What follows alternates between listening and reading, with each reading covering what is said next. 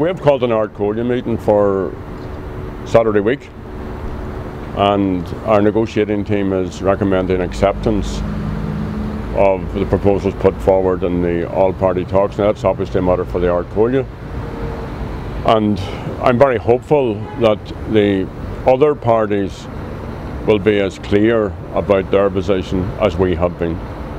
You know, this is a compromise document that you could pick the bits in it you don't like. You could try to tactically negotiate another bit out of it.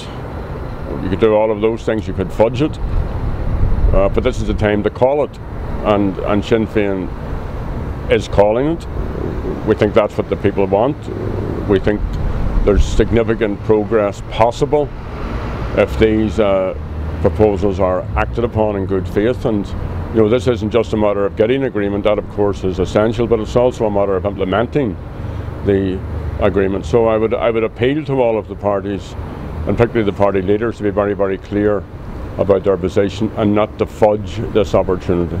The unionists have to come at this in terms of their commitment, which should be the same as Sinn Féin's, that is to building the peace, to acting within the law, to building parity of esteem and equality of treatment. We brought together our Ard Comhairle at Stormont on the 23rd of December, and we worked out with the Ard Comhairle the negotiating position for our negotiating team, and that was we authorised the negotiating team to broker an agreement and then to bring it back for clearance by the Ard Comhairle. So that's what we have done. There's plenty of time. These issues have been lying about for decades now, certainly since the Good Friday Agreement. There has been an attempt to sort them out over the last 18 months. That failed. The two facilitators, and I want to thank them once again, Richard Haass and Megan O'Sullivan, came in at the invitation of the First and Deputy First Minister. So, you know, it's absolutely proper that parties should go back to their own leaderships. That's what we're doing, but it's also appropriate that they should be clear about what they're doing. This really is a case of 2 out of 3 bad flags. Really didn't get the same treatment as everything else.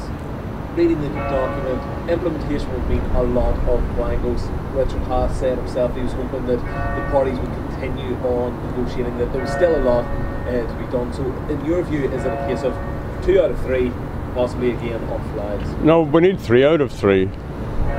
You can't pick one of these issues and exclude the others. And it isn't a matter of, I think, perpetuating endlessly negotiations. It's a matter of calling this and then moving on that basis. And the main reason for it is that the issues aren't going to go away. I mean, you folks will be here, God spares everybody, in July. You know, will Gerry Kelly be up at the interface in July? You know, will people who want to live through their own language have the legal basis to do that through Act na Gaeilge? Will the Peace Centre, which has a completely and very significant economic element to it, as well as a peacemaking element to it up in Long Cache, will that have been revisited? And then on all these other matters, will we have equality? Will we have equality? Will we have equality? And equality is good for everyone. When you say you don't want perpetual negotiations and you want to call it, what does that mean? Well, it is the nature of where we are that we are building peace through negotiation, and I think that's appropriate and quite legitimate, and you know, we're significant players in all of that. But we can't keep chewing on the same bone. We just can't keep talking around the issue. And you know, if some of these parties are against this, let them come and say, yes, we're against it, and then we know where we stand. None of us should be, you know, looking over our shoulders at others. None of us should be keeping an eye on upcoming electoral contests. They're all important and legitimate concerns for every single party. But the fact is, the people, the citizens, the people who pay us, the people who give us our mandates, want progress in these issues. We believe that the proposals put to all the parties mark a significant step forward. That's why we've embraced it. We want the other parties to do so as well. You mentioned the people that you're answerable to. There will be, or a lot of people there will be hoping that there was going to be some sort of agreement. Some people have labelled Haass a failure. Peter Robinson has said that it isn't a failure. What do you think of the overall negotiations? Was it a failure? Well, you can only judge all of that in the round, and we'll only judge that, and particularly in these very significant issues, in how we make progress on them in the upcoming period. The fact is, these contentious periods have not been dealt with. The fact is, we have not properly dealt with the past. The fact is, issues of identity, of language, of symbols and emblems have not been dealt with. That's as we stand here today.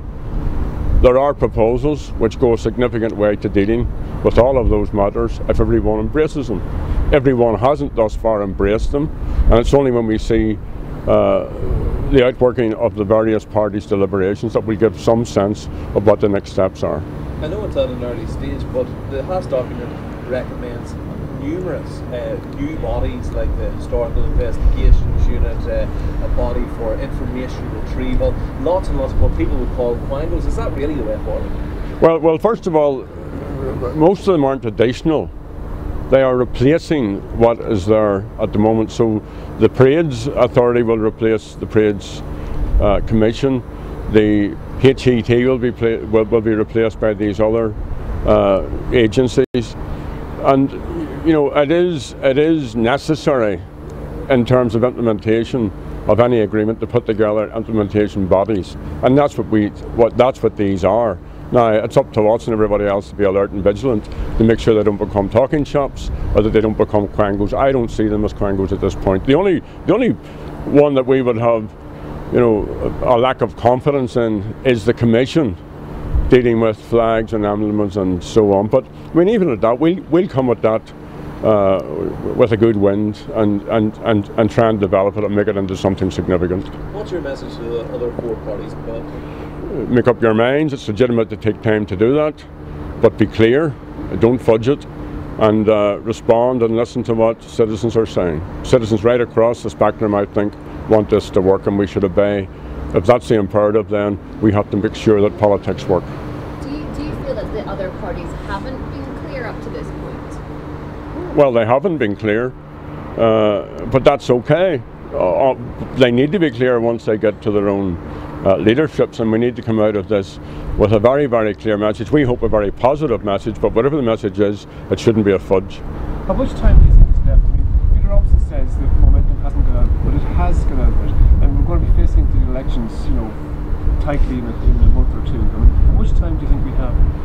Well, we certainly have, until these issues are dealt with, the need to deal with them. So, you know, there'll be ebbs and flows and all of this, but in terms of this particular project, you can't come to an opinion about that until we see responses from the various party leaderships. That will then give us a sense of what needs to be done. Peter, you mentioned about sort of people shouldn't be concerned about elections. I mean, yourselves and the DUP are the key players here. Do you think Peter Robinson is fudging it, that he hasn't sort of taken his courage in his hand? Well, we'll leave judgment on that point until the DUP have met and considered these positions.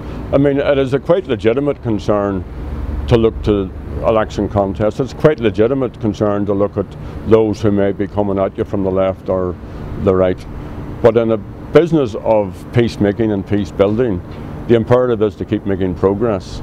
A no or a fudge means no progress, and that isn't good for anyone. Whatever about the fate of the various political parties, that isn't good for the folks who live here. Okay.